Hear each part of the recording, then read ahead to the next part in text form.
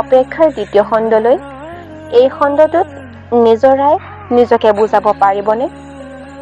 নিজৰাই গৌৰৱৰ ফোনত এই খবৰ শুনি সম্পূৰ্ণৰূপে বাকৰুদ্ধ হৈ পৰিল। হাতৰ পৰা ফোনটো পৰি গ'ল। চকু পানী বৈ আহিল। আনকি উচ্চাৰণ কৰিবলৈও শব্দ বিচাৰি নাপালে। কিছু সময়ৰ পিছত গৌৰৱৰ পুনৰ ফোন আহিল।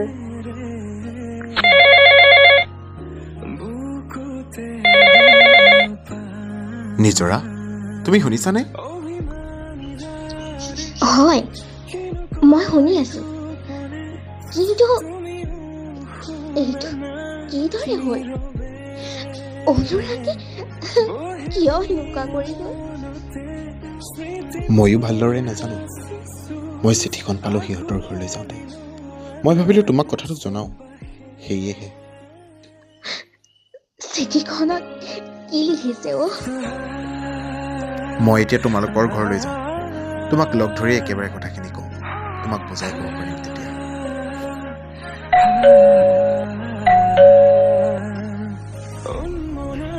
প্ৰিয় নিজৰা, মোৰ হৃদয়ৰ ৰাজকুমাৰী। হয়তো মই এই কথা বহুত আগতেই ক'ব লাগিছিল, কিন্তু ভয় পাইছিলোঁ যদি এই কথাই মোৰ বন্ধুত্বটো শেষ কৰি দিয়ে। মই জানিছিলোঁ মোৰ ভালপোৱাৰ মূল্য হয়তো তোমাৰ হৃদয়ত একো নহ'ব, কিন্তু মোৰ বাবে তুমি মোৰ জীৱনৰ আটাইতকৈ মূল্যৱান সম্পদ আছিলা। মোৰ হৃদয়ৰ দুখ, হতাশা আৰু এক অতীব্ৰ বাসনা আছিল তোমাক নিজৰ কৰি লোৱাৰ নহয়, কিন্তু তোমাৰ হৃদয়ত ঠাই পাবলৈ। হয়তো মই নোৱাৰিলোঁ, হয়তো মোৰ অনুভৱবোৰ তোমাৰ হৃদয়ত স্থান নাপালে, কিন্তু বিশ্বাস কৰা, মই তোমাক সদায় সুখী দেখি ভাল পাইছিলোঁ। মই যদি নাথাকোঁ, হয়তো তুমি মোৰ অনুপস্থিতিত সুখেৰে থাকিব পাৰিবা।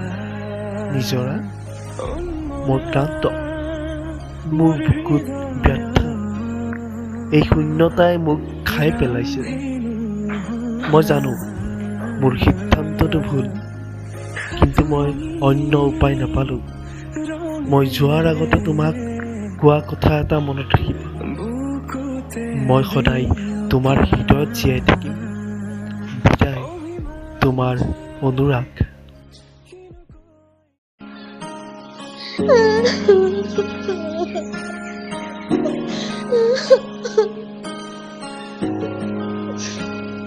কিয় গ'লা অনুৰাগ?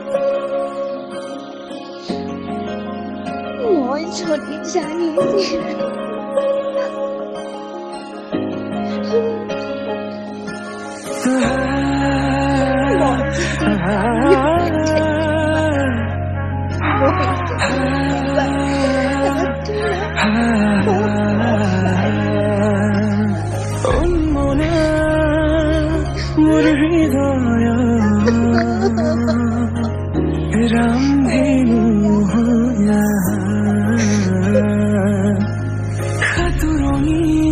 নিজৰা, এতিয়া দুখ কৰি একো লাভ নাই।